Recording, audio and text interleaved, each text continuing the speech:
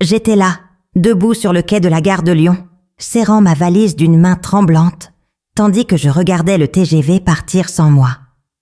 Le train qui devait m'emmener au baptême de mon premier petit enfant.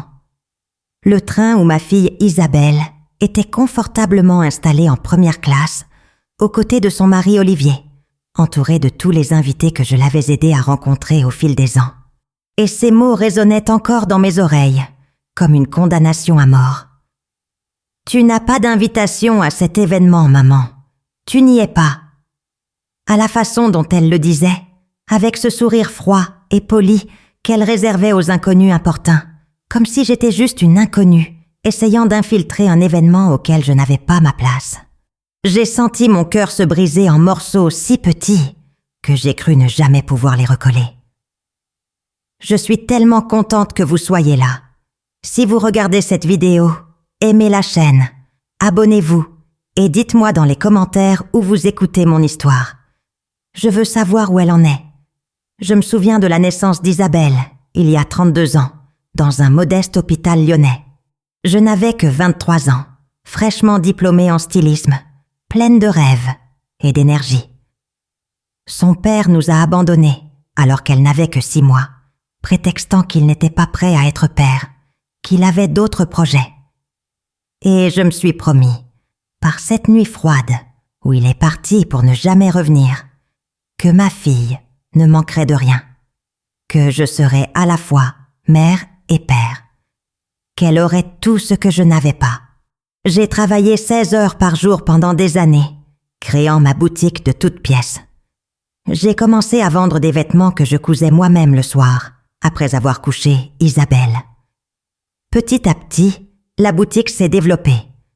Les élégances de Madeleine sont devenues célèbres, à Lyon, fréquentées par des femmes de la haute société qui appréciaient la touche personnelle et sophistiquée de mes créations.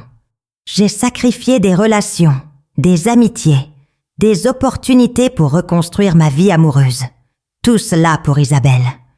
Chaque franc, chaque euro qui rentrait dans la boutique était soigneusement réparti. La moitié pour les dépenses, un quart pour investir dans l'entreprise et un quart soigneusement épargné pour l'avenir de ma fille.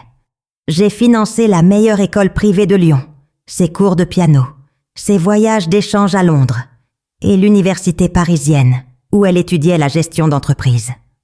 Je lui rendais visite chaque week-end, lui apportant des repas faits maison, des vêtements propres et de l'argent de côté pour qu'elle n'ait pas à travailler pendant ses études. Je voulais qu'elle se consacre uniquement à ses études, qu'elle ait la vie universitaire bien remplie que je n'ai jamais eue. Lorsqu'elle a rencontré Olivier en terminale, j'étais vraiment heureux. Il semblait être un jeune homme bien élevé, issu d'une bonne famille, avec le projet ambitieux de créer un cabinet de conseil en affaires. Isabelle était radieuse, amoureuse, et je croyais enfin récolter les fruits de toutes ces années de sacrifice. Ma fille construisait la vie dont j'avais toujours rêvé pour elle. La demande en mariage est arrivée 2 ans plus tard, accompagnée d'une demande que je n'aurais jamais imaginé refuser. Isabelle est venue me voir un dimanche après-midi, s'est assise dans mon salon et, avec ce regard que je connaissais depuis qu'elle était un bébé sans défense, m'a confié qu'elle rêvait d'un mariage de conte de fées. Une cérémonie à la Sainte-Chapelle, la réception au pavillon d'Armenonville, 300 invités, une robe haute couture. Le budget qu'elle m'a présenté m'a coupé le souffle. 250 000 €. J'avais économisé 188 000 € pendant toutes ces années. Ce serait presque tout ce que j'aurais. Je n'ai pas hésité une seconde. J'ai vendu la boutique. Les élégances de Madeleine, cet espace que j'avais construit pierre par pierre, joint par joint, client par client pendant 28 ans de ma vie. Je l'ai vendu en dessous de sa valeur marchande, car j'avais besoin d'argent rapidement, car ma fille avait fixé une date de mariage et les fournisseurs demandaient bon des avances. J'ai remis 190 000 € à Isabelle et j'ai vu ses yeux briller d'une manière qui m'a fait sentir que chaque sacrifice en valait la peine. Elle m'a serré dans ses bras, m'a qualifiée de meilleure mère du monde et m'a dit que je serais à ses côtés à chaque instant de ce jour spécial. Le mariage était vraiment magnifique. J'étais assise au premier rang de la Sainte-Chapelle, vêtue d'une robe que j'avais cousue moi-même, regardant ma fille descendre l'allée comme une princesse. Les lumières colorées des vitraux médiévaux dansaient sur son voile. Et pendant un instant, un bref instant, naïf, j'ai pensé que tout cela en valait la peine, que j'avais accompli mon devoir de mère. À la réception, Isabelle m'a présentée aux invités comme la femme qui avait rendu tout cela possible. Et j'ai ressenti une fierté qui m'a réchauffé la poitrine comme un soleil d'été. Les 6 premiers mois après le mariage se déroulèrent sans incident. J'avais loué un petit appartement à Lyon, un studio simple mais confortable, et commencé à travailler comme consultante indépendante pour d'anciens clients. Ce n'était pas comme avoir ma propre boutique, mais cela me permettait de payer les factures. Isabelle m'appelait chaque semaine pour me parler de ma vie de couple et des efforts d'Olivier pour lancer son cabinet de conseil. Puis, elle m'a rappelé avec une proposition. L'entreprise d'Olivier avait besoin d'un investissement initial pour démarrer. Ils avaient des clients intéressés, des contrats presque conclus, mais ils avaient besoin de capitaux pour louer un bureau adapté, embaucher une assistante et acheter du matériel. 50 000 €.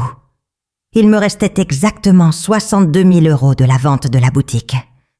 C'était tout ce qui me restait pour vivre, pour les urgences et pour ma retraite imminente. Mais Isabelle m'a expliqué que ce serait un prêt, que l'entreprise commencerait à être rentable dans 6 mois et qu'elle le rembourserait avec intérêt. Olivier a même préparé un contrat, un document officiel me désignant comme investisseur minoritaire ayant droit à 15% des bénéfices. Je l'ai signé. J'ai transféré les 50 000 € et il me restait 12 000 € pour vivre. J'ai encore réduit mes dépenses, résilié ma complémentaire santé, arrêté de manger au restaurant et n'acheté que l'essentiel au supermarché. L'entreprise d'Olivier a vraiment décollé. Dans les mois qui ont suivi, j'ai vu des photos de l'élégant bureau du Marais sur les réseaux sociaux, des publications sur de nouveaux clients et les selfies d'Isabelle dans des restaurants chics célébrant des accords commerciaux. Elle appelait moins souvent, toujours occupée, toujours pressée par une réunion importante. Quand je l'ai interrogée sur le retour sur investissement, elle m'a répondu que tout était réinvesti dans la croissance de l'entreprise, que c'était comme ça que les affaires fonctionnaient, qu'il me fallait de la patience et une vision à long terme. Je l'ai cru. 2 ans se sont écoulés ainsi. Je suis restée dans mon petit studio lyonnais, vivant de petits boulots, regardant mes cheveux grisonnés, sentant mon corps se fatiguer. Isabelle a annoncé sa grossesse par un post Instagram élaboré, avant même de m'appeler. J'ai appris que j'allais être grand-mère grâce aux commentaires enthousiastes de personnes que je ne connaissais même pas. Mais j'ai ravalé ma rancœur et je l'ai appelée pour la féliciter, pour lui dire que j'étais heureuse, pour lui demander comment je pouvais l'aider. Tout au long de la grossesse, j'ai mis un point d'honneur à être présente. J'allais à Paris 1 fois par mois, apportant des cadeaux pour le bébé, des petits vêtements que j'avais cousus moi-même pendant mes nuits blanches. Isabelle acceptait tout avec un sourire poli, mais distant, comme si elle recevait des cadeaux d'une tante éloignée et non de sa mère. La naissance du petit Théo a été annoncée de la même manière. Une photo Instagram professionnelle, prise dans la clinique la plus chère de Paris, avec Isabelle rayonnante dans un peignoir de soie, Olivier à ses côtés, fier, et le bébé emmitouflé dans une couverture en cachemire. J'ai appris que j'étais grand-mère 3 heures après la naissance, lorsque je l'ai enfin contactée au téléphone. Ma voix tremblait d'émotion, et j'ai demandé à leur rendre visite immédiatement. Mais Isabelle m'a dit qu'ils avaient besoin de temps pour s'adapter à leur nouvelle routine, que l'hôpital avait des restrictions de visite et qu'il valait mieux attendre leur retour. J'ai attendu 2 semaines avant de pouvoir enfin tenir mon petit-fils dans mes bras. En entrant dans leur appartement du Marais, un espace de 120 mètres carrés avec vue sur la Seine, dont j'ignorais même l'achat, j'ai été frappée par le luxe. Meubles de créateurs italiens, œuvres d'art au mur, chambre d'enfants décorée par un designer célèbre. Tout cela avec l'argent de l'entreprise que j'avais contribué à financer. Me suis-je dit avec un mélange de fierté et un pincement de tristesse en me remémorant mon petit atelier à Lyon. Théo était parfait. Ses yeux bleus, ses petites mains qui serraient mat et mon doigt, avec une force qui m'en faisait monter les larmes aux yeux. Je tenais mon petit-fils dans mes bras et lui promettais silencieusement d'être la grand-mère qu'il méritait pour compenser toutes les années d'absence que mon père m'avait imposées. Les mois suivants, j'ai essayé d'être présente dans la vie de Théo. Je l'appelais fréquemment, lui proposais mon aide, lui demandais si je pouvais lui rendre visite. Mais Isabelle avait toujours une excuse. Le bébé avait des coliques, ils avaient des engagements, la nounou s'occupait déjà de tout, il n'avait pas besoin d'aide. J'insistais quand même, en voyant des colis avec des vêtements faits main, des jouets éducatifs et des petits mots que Théo garderait pour plus tard. Parfois, Isabelle me remerciait par SMS, d'autres fois, sans même. Puis, l'invitation au baptême est arrivée. En fait, ce n'en était pas vraiment une. C'était un message WhatsApp annonçant que le baptême aurait lieu dans un château près de Paris, une cérémonie intime avec seulement la famille proche et des amis triés sur le volet, et que je devais confirmer ma présence. J'ai immédiatement confirmé, le cœur battant la chamade. J'ai acheté un billet de TGV Lyon-Paris, dépensant le peu d'argent que j'avais, mais peu m'importait. C'était le baptême de mon petit-fils, le premier événement familial important où je serais vraiment présente. J'ai utilisé mes dernières économies pour m'offrir un cadeau précieux. Un service d'argenterie ancien, chiné chez un antiquaire, gravé aux initiales du bébé. Je me suis cousu une nouvelle robe, dans un élégant tissu bleu marine, à la coupe classique qui dissimulait les kilos pris à cause du stress et de la mauvaise alimentation de ces dernières années. Le matin du baptême, je me suis réveillée à 5 heures à Lyon, habillée avec soin. J'ai noué mes cheveux gris en un élégant chignon et j'ai mis le seul bijou qui me restait, le collier de perles que ma mère m'avait laissé. J'ai pris un taxi pour la gare. Je suis arrivée 1 heure en avance et j'ai bu un café trop léger au bistrot de la gare en regardant les gens se presser. Mon train partirait à 9h15, arriverait à Paris à 11h et de là, je prendrais un autre train régional pour la petite ville où se trouvait le château. Tout était planifié, chronométré. À 9h, je me suis dirigée vers le quai, le cœur battant d'anxiété et d'impatience. C'est alors que j'ai aperçu Isabelle. Elle descendait d'un taxi devant l'entrée de la gare, vêtue d'une robe de créateur que j'avais reconnue dans un magazine de mode, les cheveux parfaitement coiffés, le maquillage impeccable. Olivier était à côté d'elle, portant Théo dans le porte-bébé. Mon cœur a fait un bond.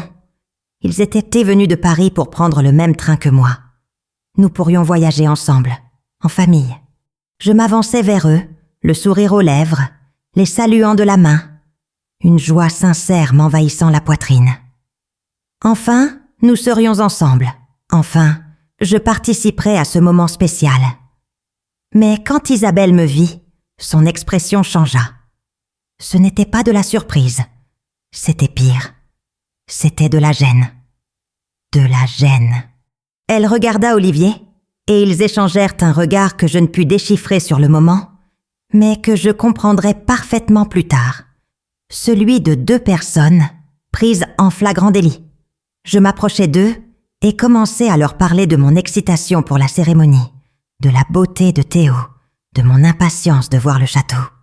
C'est alors qu'Isabelle m'interrompit d'une phrase sèche et directe. « Maman, qu'est-ce que tu fais ici ?» La question me déconcerta.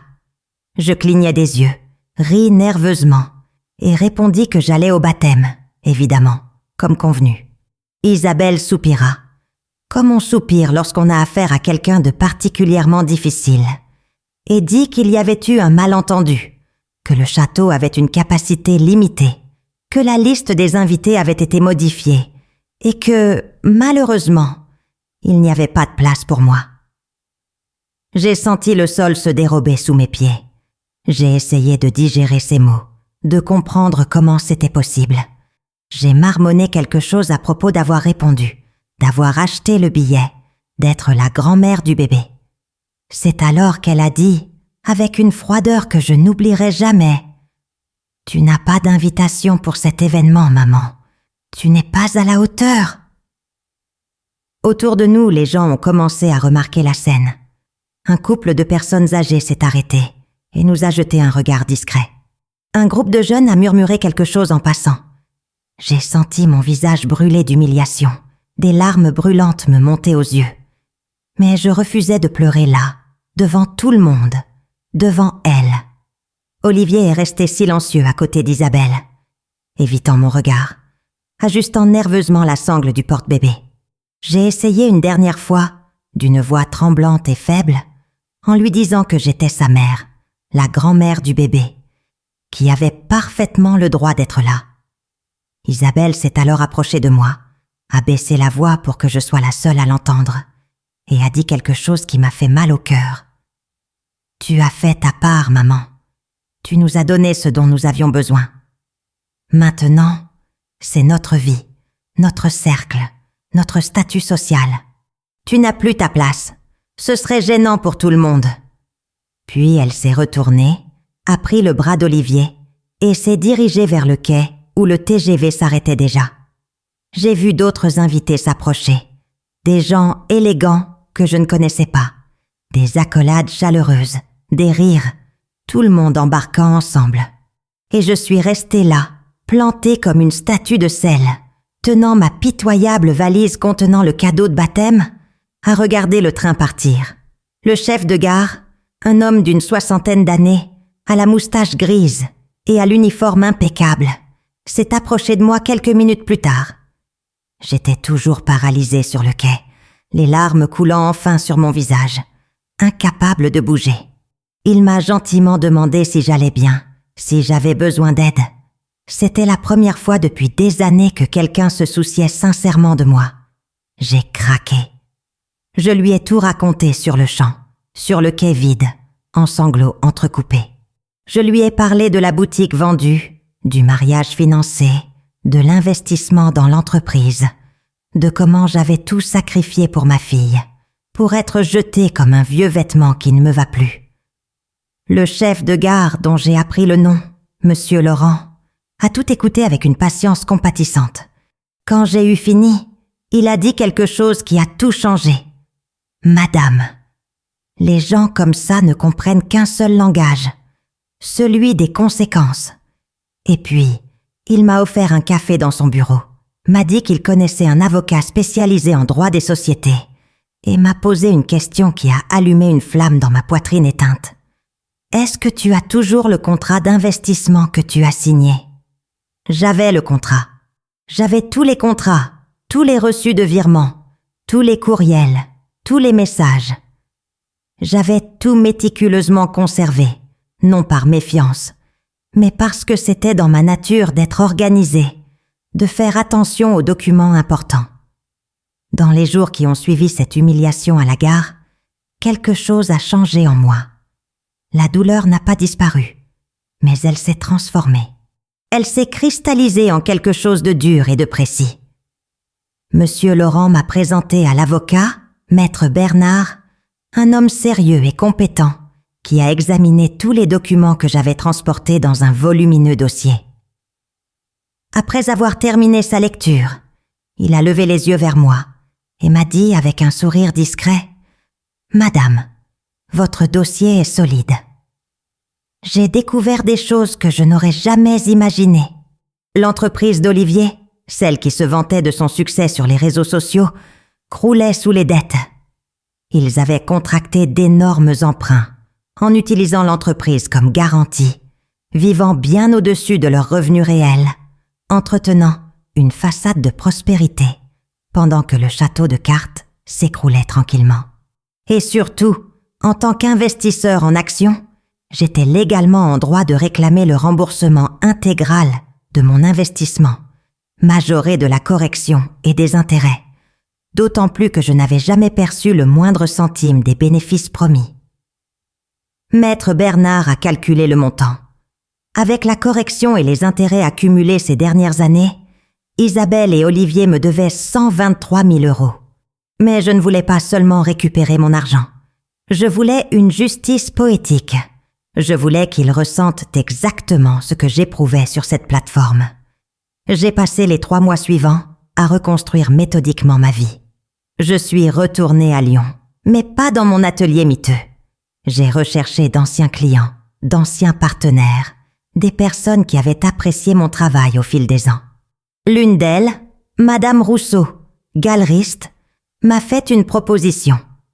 Elle possédait un local commercial vacant dans le centre historique de Lyon et m'offrait un loyer symbolique pour les 6 premiers mois si je rouvrais ma boutique. J'ai accepté. J'ai utilisé le peu d'argent dont je disposais pour effectuer des rénovations sommaires, acheter des tissus et créer une nouvelle collection, petite mais impeccable. Les élégances de Madeleine renaissaient, plus matures, plus sophistiquées, plus authentiques. D'anciens clients sont revenus, ont amené des amis, et la boutique a repris son souffle. Pendant ce temps, Maître Bernard travaillait en coulisses. Il a engagé la procédure judiciaire pour récupérer l'investissement, a officiellement averti Isabelle et Olivier et a gelé les avoirs de la société. Ils ont essayé de me joindre à plusieurs reprises. Je n'ai pas répondu. Ils m'ont envoyé des messages désespérés. Je n'ai pas répondu. La vengeance ne se ferait pas par les mots, mais par les actes. L'occasion idéale s'est présentée 3 mois plus tard.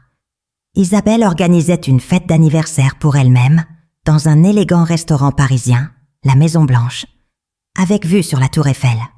J'en ai entendu parler sur les réseaux sociaux, où elle a promu l'événement comme s'il s'agissait de la célébration de l'année. Parmi les invités figuraient des personnalités de la haute société, des hommes d'affaires et des influenceurs. C'était la fête où elle et Olivier comptaient consolider leur statut social et montrer au monde leur réussite. J'ai demandé un service à Monsieur Laurent. Il avait des relations à Paris. Il connaissait du monde et, surtout, il voulait m'aider. Il est devenu un véritable ami au fil des mois, quelqu'un qui voyait ma valeur, là où ma propre fille ne la voyait pas. Laurent a réussi à être invité à la fête, grâce à une connaissance commune, un petit miracle de réseautage. Le plan était simple et dévastateur. Au moment précis du toast, alors qu'Isabelle était au centre de l'attention entourée de tous ses invités, Laurent se lèverait et ferait une annonce. Le soir de la fête, je portais ma plus belle robe, une robe que j'avais créée spécialement pour l'occasion, en velours bordeaux avec de subtils détails perlés. J'ai attaché mes cheveux en un chignon élégant et mis mon collier de perles. Mais je n'allais pas à la fête, je n'avais pas besoin d'y être physiquement. Je serai présente jusqu'à la fin. Laurent est arrivé au restaurant à 20h, s'est mêlé aux invités et a regardé une Isabelle radieuse recevoir compliments et cadeaux coûteux. Olivier a fait le tour de la fête, distribuant des cartes de visite, se faisant des contacts, jouant le rôle de l'homme d'affaires prospère. À 21h30, lorsqu'Isabelle est montée sur une petite estrade improvisée pour prononcer son discours de remerciement, et tandis que les flûtes de champagne étaient élevées, Laurent s'est excusé et est monté à son tour sur scène.